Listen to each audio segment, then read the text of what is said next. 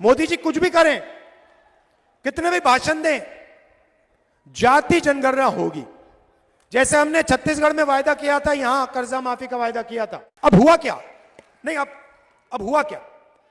BJP पैसा देते हैं अदानी जी को, बड़े बड़े कॉन्ट्रैक्टर्स को, अरबपतियों को। जब बीजेपी की सरकार अदानी को पैसा देती है तो अदानी उस पैसे को कहां खर्च करता है? मध्य प्रदेश में खर्च करता है, आपके गांव में खर्च करता है, कस्बों में खर्च करता है, अमेरिका में जाके घर खरीदता है, जापान में जाके घर खरीदता है, दुबई में घर जाके खरीदता है, दिल्ली में जाके रेस्टोरेंट में खाना खाता है। तो आपका पैसा आपके जेब से निकलता है, जीएसटी से निकलता है, अदानी जी की जेब में जाता है और बाकी दुनिया में चला जाता है। और जब हम किसानों को पैसा देते हैं, मजदूरों को पैसा देते हैं, तो किसान क्या करता है? छोटे दुकानदार के यहां जाता है, गांव में, शहरों में, और माल खरीदता है। जैसे ही किसान और मजदूर दुकान में जाकर माल खरीदते हैं, छोटे व्यापारी का बिजनेस चालू हो जाता है। मतलब जैसे मोटरसाइकिल का इंजन चालू होता है, वैसे अर्थव्यवस्था चालू हो जाती है। तो आज मध्य प्रदेश में किसान डरा हुआ है, मजदूर डरा हुआ है, छोटा दुकानदार डरा हुआ है, छोटे व्यापारी डरे हुए हैं, क्योंकि आपकी जो अर्थव्यवस्था है उसका इंजन चालू नहीं है। और इस भाषण में आपको यह बताना चाहता हूं कि हमारा लक्ष्य जो हमने छत्तीसगढ़ के किसानों के लिए किया है, वो हम मध्य प्रदेश के किसानों और मजदूरों और छोटे दुकानदारों के लिए करना चाहते हैं। हमने पिछले चुनाव में कर्जा माफी की बात की थी और हमने वो करके दिखा दिया था। और फिर बड़े उद्योगपतियों ने, अरबपतियों ने नरेंद्र मोदी जी और चौहान जी से मिलकर मध्य प्रदेश से आपकी सरकार और हमारी सरकार चोरी की, क्योंकि वो जानते हैं कि मध्य प्रदेश की कांग्रेस की सरकार अदानी जी के लिए काम नहीं करेगी, किसानों के लिए, मजदूरों के लिए, छोटे दुकानदारों के लिए काम करेगी। गैस सिलेंडर का रेट क्या है भैया? 1200। छत्तीसगढ़ में क्या रेट है? यहां पे 1200, वहां पे 500। कितने दिन के लिए देगी भैया? 1 महीना के लिए देगी। उसके बाद हम 5 साल के लिए 500 रुपए का सिलेंडर देंगे, क्योंकि हम जानते हैं जब तक हमने जनता की जेब में पैसा नहीं डाला, तब तक मध्य प्रदेश पैरों पर नहीं खड़ा हो सकता। मैंने छत्तीसगढ़, कर्नाटक के चीफ मिनिस्टर से साफ कह दिया और मध्य प्रदेश में भी यही कहूंगा, जितना पैसा बीजेपी ने अदानी और बड़े अरबपतियों को दिया है, उतना पैसा कांग्रेस पार्टी की सरकार सबसे गरीब लोगों को देने जा रही है। अब देखिए, मेरे सामने अभी आंकड़ा रखा गया, इससे आप पूरी की पूरी कहानी समझ जाओगे। 2021 में 670 किसानों ने मध्य प्रदेश में आत्महत्या की। 670। जानते हो कितने किसानों ने आत्महत्या छत्तीसगढ़ में की? 70 छत्तीसगढ़ में, 670 मध्य प्रदेश में। तकरीबन 10 गुना ज्यादा किसानों ने मध्य प्रदेश में आत्महत्या की। क्यों? क्योंकि छत्तीसगढ़ की सरकार किसानों की सरकार है, मजदूरों की सरकार है, और मध्य प्रदेश की सरकार अरबपतियों की सरकार है। अब नरेंद्र मोदी जी भाषण देने आए और मैंने उनका भाषण सुना। भाषण में नरेंद्र मोदी जी कहते हैं, भाइयों और बहनों, कहते थे, भाइयों और बहनों, मैं ओबीसी वर्ग का हूं। जहां भी जाते थे, मैं ओबीसी वर्ग का हूं, मैं ओबीसी वर्ग का हूं, मैं ओबीसी वर्ग का हूं। भैया 2 करोड़ रुपए का सूट पहनते हैं, क्या चाय की बात कर रहे हो? हजारों करोड़ रुपए के हवाई जहाज में जाते हैं, हजारों करोड़ के हवाई जहाज में जाते हैं, 2 करोड़ 3 करोड़ का सूट पहनते हैं। खैर, कहते हैं मैं ओबीसी हूं, हर भाषण में बोल बोलकर प्रधानमंत्री बन गए। भैया एक दिन में नरेंद्र मोदी कम से कम 1-2 सूट तो पहनेंगे। आपने कभी देखा 2 दिन में नरेंद्र मोदी ने 1 सूट पहन लिया? कभी देखा आपने? कभी देखा है? मेरी ये सफेद शर्ट चलती है, बस यही चलती है, यही मैं पहनता हूं। नरेंद्र मोदी हर रोज कोई ना कोई नया कपड़ा पहनते हैं, लाखों रुपए का, और फिर आपसे कहते हैं, पहले कहते थे भाई और बहनों मैं ओबीसी हूं, अब कुछ दिन पहले मैंने उनका भाषण सुना, कहते हैं भैया हिंदुस्तान में सिर्फ एक जात है, वो है गरीब। मतलब नरेंद्र मोदी ओबीसी और देश में सिर्फ एक जात, वो है गरीब। देश में ना ओबीसी है, ना दलित है, ना आदिवासी है, ना जनरल है, सिर्फ गरीब। ये इनका नया भाषण है। हिंदुस्तान से नरेंद्र मोदी के दिमाग में जात पता है क्यों गायब हो गई? क्योंकि मैंने जाति जनगणना की बात शुरू कर दी।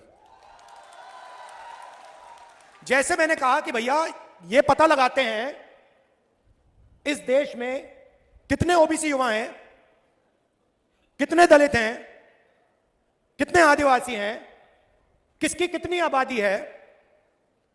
उस दिन से नरेंद्र मोदी कहते हैं राहुल जी हिंदुस्तान में कोई जात नहीं, गायब हो गई जात, खत्म।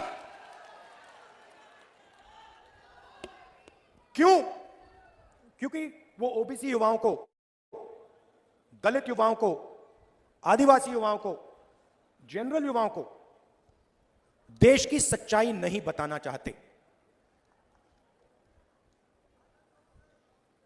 कन्याकुमारी से कश्मीर में चला, मेरा एक्सपीरियंस है सबसे ज्यादा मुझे ओबीसी वर्ग के लोग मिले।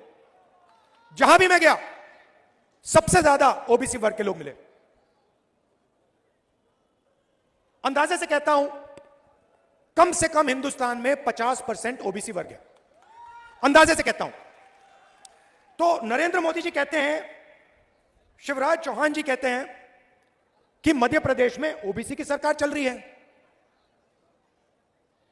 मैंने आपके लिए आंकड़ा निकाला है। मध्य प्रदेश की सरकार को, दिल्ली की सरकार को एमएलए नहीं चलाते। मध्य प्रदेश दिल्ली की सरकार को सरकारी अफसर चलाते हैं, आईएएस के लोग चलाते हैं। सही? आप किसी भी बच्चे से पूछो, किसी भी युवा से पूछो क्या करना चाहते हो? हम आईएएस में जाना चाहते हैं, आईपीएस में जाना चाहते हैं, क्योंकि वो जानते हैं देश को एमएलए नहीं चलाता, देश को आईएएस चलाती है, आईपीएस चलाती है, अफसर चलाते हैं।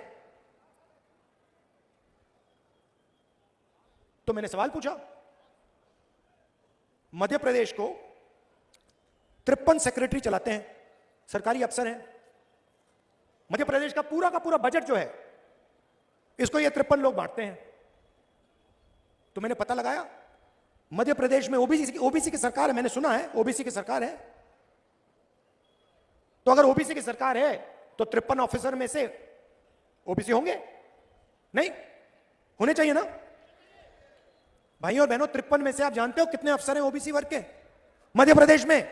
जहां नरेंद्र मोदी, शिवराज चौहान जी आपसे झूठ बोलते हैं कि ओबीसी की सरकार चल रही है, आपको मालूम है कितने हैं? 53 में से एक, 53 में से एक अफसर ओबीसी। अच्छा मजे की बात सुनो, 53 में से एक ओबीसी। अगर मध्य प्रदेश का बजट 100 रुपए का है तो ओबीसी अफसर जो है वो सिर्फ 33 पैसे पर निर्णय लेता है। मतलब ओबीसी 50%, आपकी आबादी 50%, आपकी भागीदारी 100 रुपए में से 33 पैसा।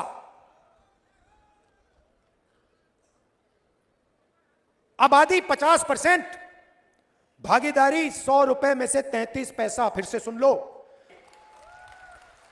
और फिर मध्य प्रदेश और देश का सच्चा विकास शुरू हो सकेगा। जिस दिन तक जाति जनगणना नहीं होगी, तब तक पिछड़ी जातियों को भागीदारी नहीं मिल सकती। यह सच्चाई है और यह क्रांतिकारी काम है। इससे देश बदल जाएगा, करोड़ों लोगों की जिंदगी बदल जाएगी। मैं उदाहरण देता हूं आपको, छोटा सा, जिससे आप पूरी बात समझ जाएंगे।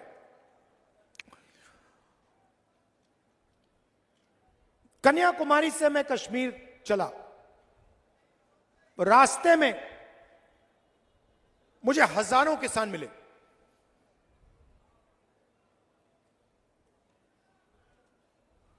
तूफान आया,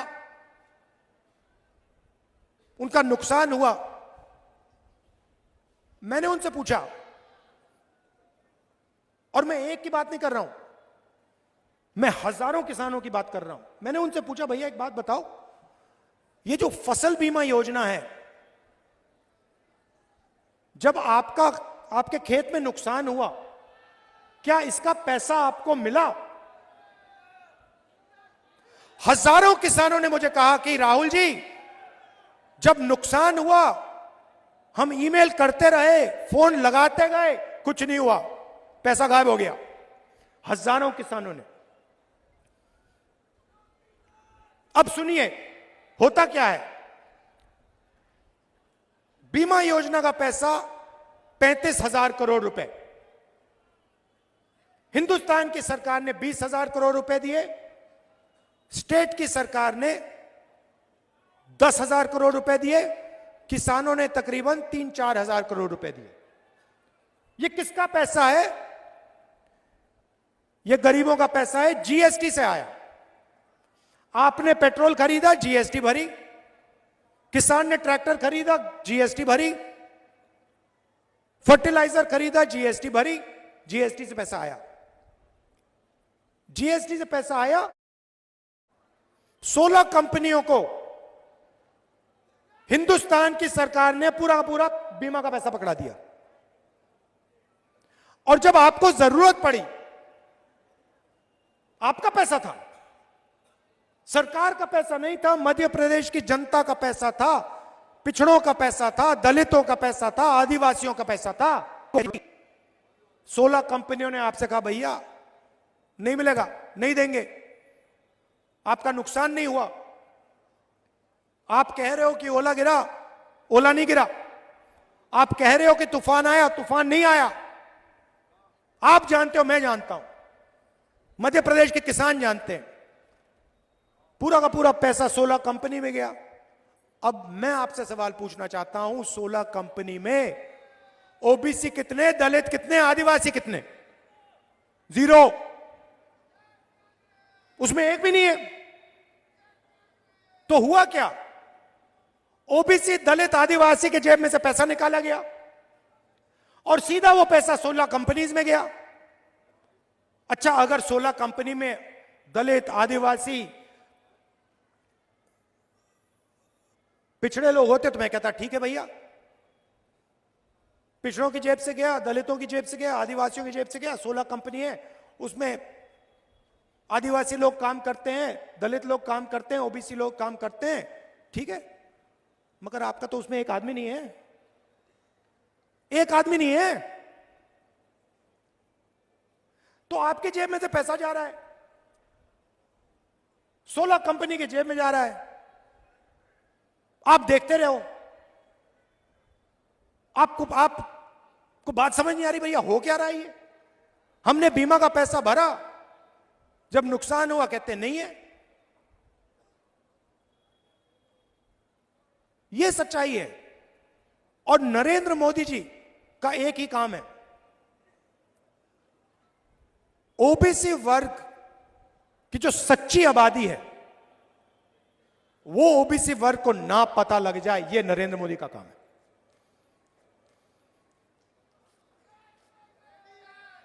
और मेरा काम है कि ओबीसी वर्ग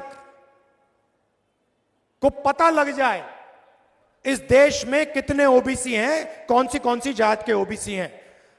मैं जाति जनगणना को करके दिखा दूंगा।